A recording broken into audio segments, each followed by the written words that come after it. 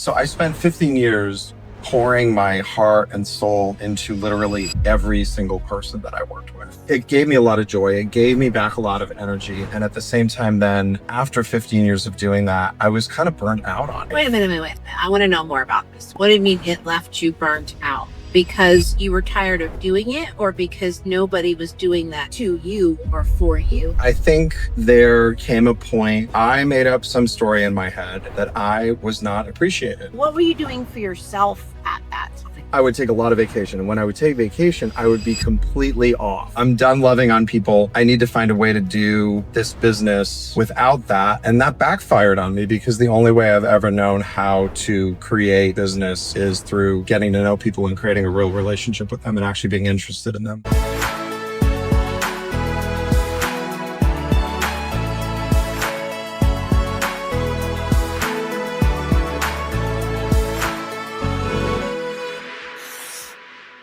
I know who I am, and I have to channel more of who I am in the running and leading in the business and get back to just my, as cheesy as it sounds, my true authentic self.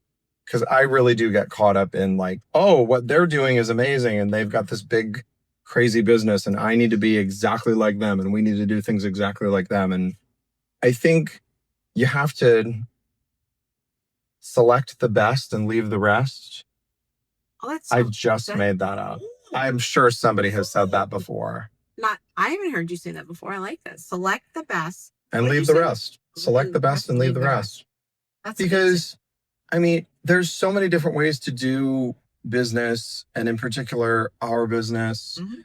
And, there's thousands and thousands of people that are doing really, really well. And so if you try to say, well, if I want that result, I have to do that exactly like that, then it's not authentic for you. And that is a pitfall. That is a pitfall. It's another version of comparison, I think. Well, not I think. I actually just saw that. It's another version of comparison. Sure. And that is just a deadly trap for me, apparently. But let's be honest. I think it's a deadly comparison is a deadly trap for everyone, right? Otherwise, social media wouldn't be social media. Right. You know what I mean? Yeah. And because whether you're scrolling on whatever, or you're at a conference or a meeting and you're seeing somebody that's doing something that you want to do, you compare. But I think that was really valuable when I was younger. Young, hungry, brand new, like you're a sponge. You're looking for, okay, like who and what and how and soaking all of that in. But no. When you were younger, you weren't comparing because you couldn't, because you didn't have it to compare, right? That was more learn and do. Yeah, emulate. Yes. Emulate, yeah. Mm-hmm. Yeah. My challenge is that I continue to emulate. Like I want to find people to emulate. But I think now how about you emulate you? It's time for me to just emulate me. Yeah. And I think now you are far enough along that like you know what worked, you know what didn't, what you need to double down on, do more of, and what you need to get rid of. I got tired of what was working. I got tired of, or I should say I got bored with it.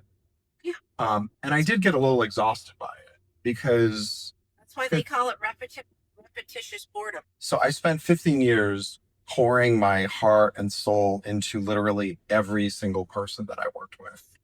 And it gave me a lot of joy. It gave me back a lot of energy. And at the same time, then after 15 years of doing that, I was kind of burnt out on it. But I think just as burnt out on as you would get with anything in life. Wait a minute. I want to know more about this. What do you mean it left you burnt out? Because you were tired of doing it, or because nobody was doing that to you or for you? Well, maybe a little bit of that. Yeah, maybe a little bit of that it second was half all there. Give and no receive. Yeah, I think there came a point where I made up some story in my head that I was not appreciated. And that probably happened somewhere along the line during the pandemic. And I pulled myself away from 80% of the people. And I started to focus on 20% of the people. And then it got a lot easier. But if I'm really being honest, I just really just kind of like, screw this. I'm really done. I'm done loving on people. I need to find a way to do this business without that. And that backfired on me because the only way I've ever known how to create business is through getting to know people and creating a real relationship with them and actually being interested in them. So Yeah. anything other than that is bullshit for me. I can't do it. Yep. And I think that you just didn't have, you were giving and you weren't receiving, whether you weren't allowing yourself to receive or that you just had pulled yourself away so much that you couldn't receive. This might be something for you to ponder, my friend. Yeah.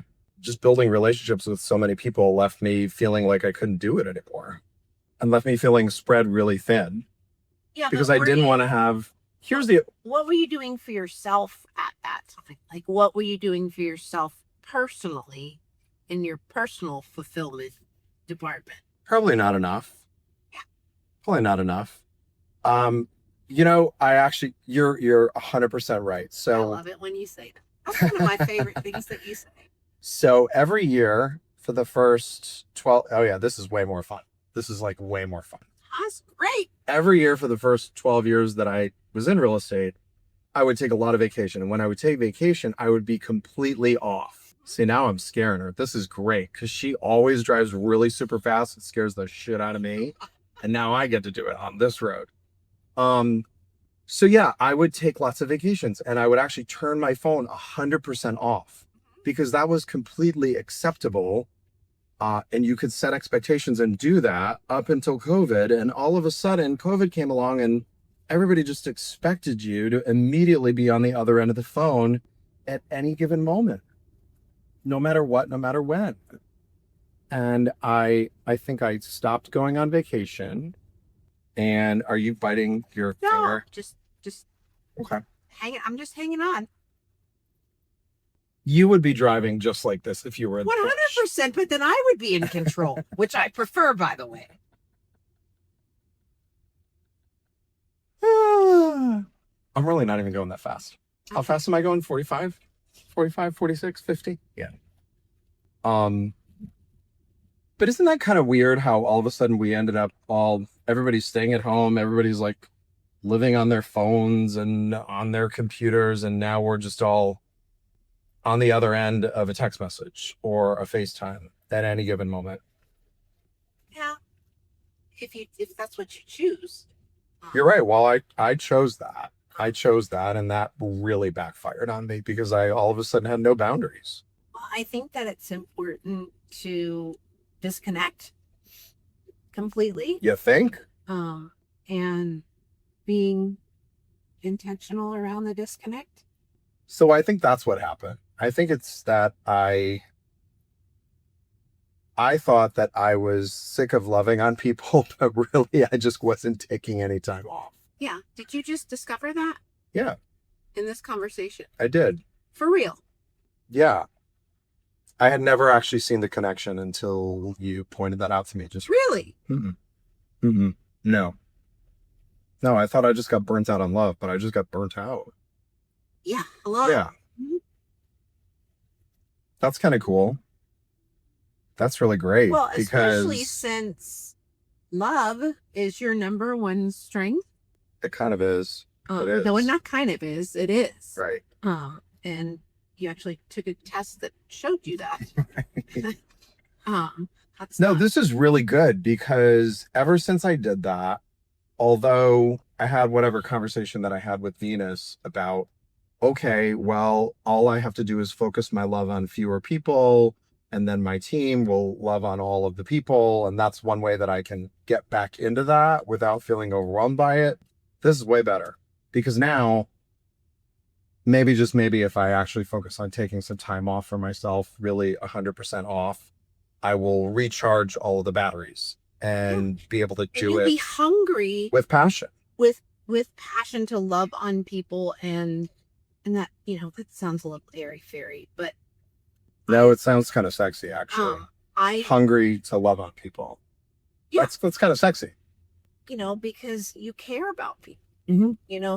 Some people in whatever field they're in, I don't care what it is, whether you're a dentist, a realtor, a lawyer, whatever. Like you're just transactional. You're just getting through whatever it is that you're getting through.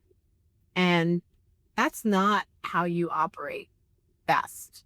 You're not just getting through, like you're intentional about building that relationship, understanding everything about them, you know, their kids, their dogs, their life, what kind of whatever they eat to make sure that they have the right dining room. Like that's who you are. Yep.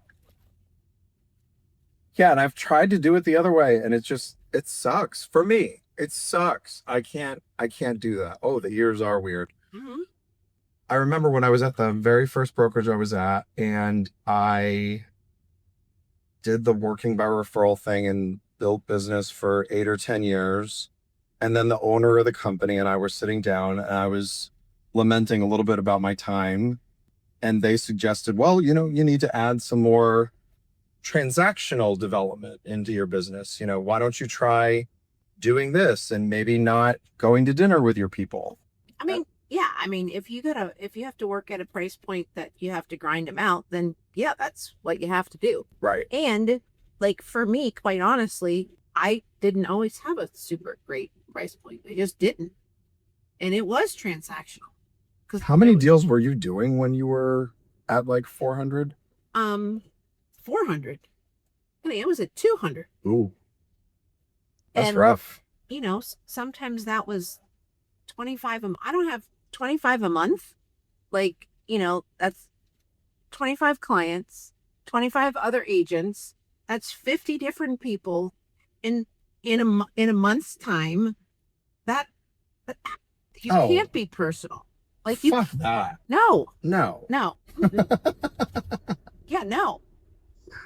And quite frankly, I wouldn't want to do that. Was that. Like that, I didn't give a shit, right? Yeah. I just needed to get to the next to make the mortgage payment, for God's sakes.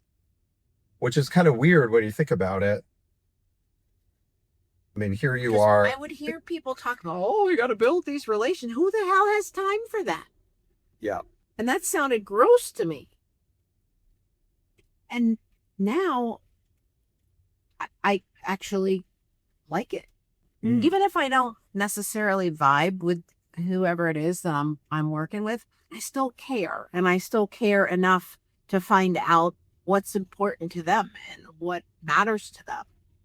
Because I don't want to dig new ditches. Like, I don't want to have to go find my next relationship. I want my next relationship to come from somebody I already know.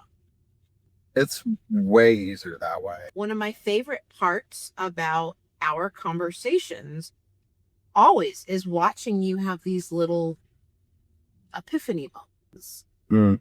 And like, I don't know if it's because I'm old as dirt or whatever, but like, she's old as dirt, everybody. She's so old. So old. I worked myself to burnout always. Like, that was the only way that I knew how to operate, and I have those times and I'm like, that's it. I'm done. I'm out. I'm handing out shopping carts at Walmart. I'm not doing this anymore. This sucks. Oh no. My favorite thing is, screw this. I'm closing everything. I'm going to go and I'm going to move to Mexico and open a hot dog stand. Oh. Yep. Hot dog stand. Hot dog stand. Yep. No, but I mean, when you've worked yourself to burnout, then it's always, always, always, always for me, because I have not taken care of myself, because I've not disconnected, because I've not done the things for me that make me better. And that's where it is. Yeah. That's why, like, this last day, we could have gotten on airplanes yesterday with like most people did, and I will forget that. Thank God we did. And jumped right back in. Yeah. And the other thing that I've learned is when I do that and I jump right back in, I didn't absorb anything that I just came somewhere for. Yeah. It's in the decompression that things soak in better. So I guess me taking vacations and really being off is actually very important and critical, and not just like for my mental health, but for the health of the business. And Yeah. kind of saw that in a new way there, because I don't want to love on people when I'm exhausted.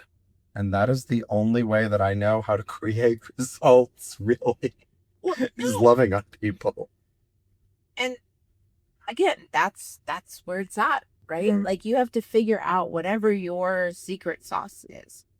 And I don't know about you, like I would go through these periods of I don't deserve to be off. I don't deserve a vacation. I don't deserve blah, blah, blah, blah, blah.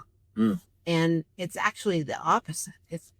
It's not only you deserve it, it's a critical part of your success and doing and being better for somebody.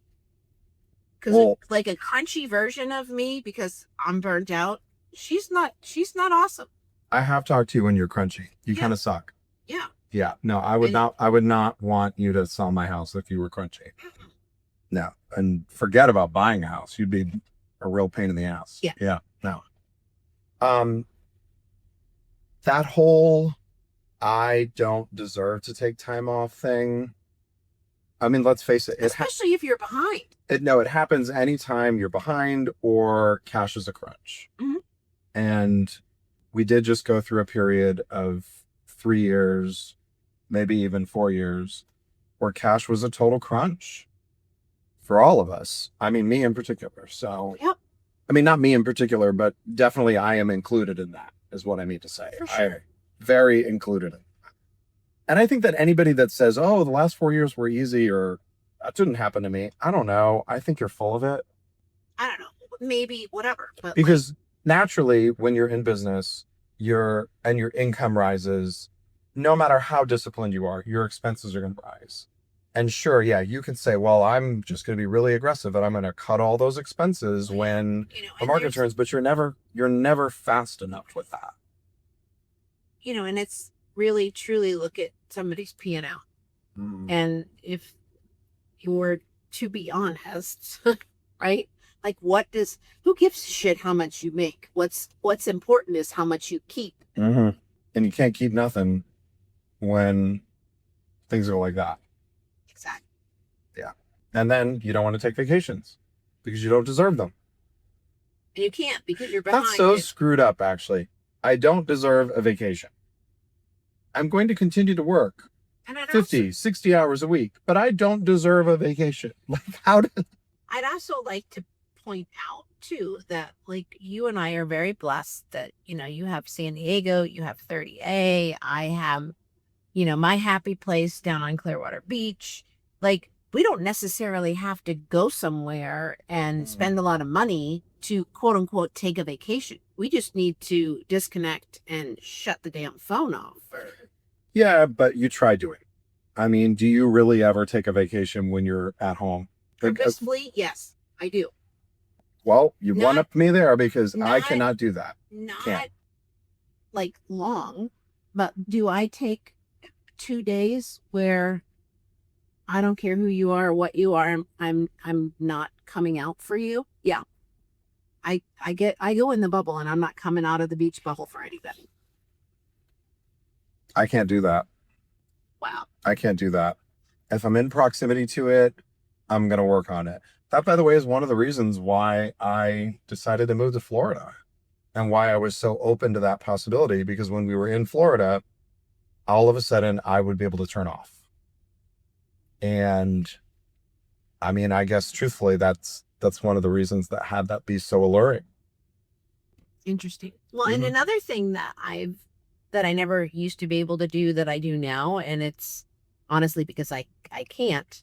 Like I have chunks of time, sometimes like maybe 3 to 6, 4 to 7, and I might just peace out and then come back and finish 7, 8 o'clock at night and do a little chunk in there. Yeah. And that works for me. I don't have somebody looking at me going, why are you still on your phone or on your email or whatever? But that gives me that time to recharge, to come back and finish with a better version of me. Yeah. Like, you're a morning gym guy. You do all your stuff in the morning. I'm more end of the day. And My mind is on in the morning. My mind is just on in the morning. My mind is off in the afternoon and the evening. Once 4 o'clock comes, it is all downhill. And that's not a caffeine or an energy thing. It's just that I feel like I've spent all of my mental energy and I'm sunk. Start making dinner? No. Like, I can have a conversation after dinner if it's critical. yeah, I'm a second winder if I'm taking a little break. I get a huge second wind, and I always joke with Lexi, if you need something in the morning, you'll be talking to her. If you need something in the evening, that'll be me. Do you have nicknames for the two of them? Specific nicknames? No, I don't know. Mm. She's your morning person, because like some people like to negotiate at night. Some people like to negotiate in the morning, and depending upon where you are and what time zone you're in, I will wear your ass out until midnight and get the results that we want. And I love it. Well, I mean, I guess now that I think about it, I actually do really like, I'll negotiate a deal at any hour. Because for what, like, that's exciting and fun.